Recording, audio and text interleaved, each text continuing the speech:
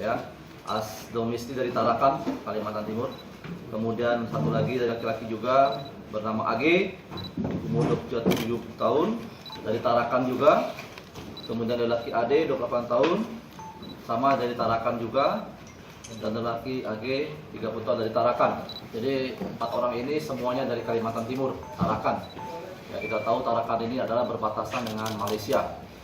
Barang bukti narkotika jenis sabu sebanyak 40 bal dengan jumlah keseluruhan 1909,6636 gram. Ya, 1909,6336 gram. Dan akan dimusnahkan sebanyak 1834 gram. Kotak kardus merek Apollo dan 4 unit HP.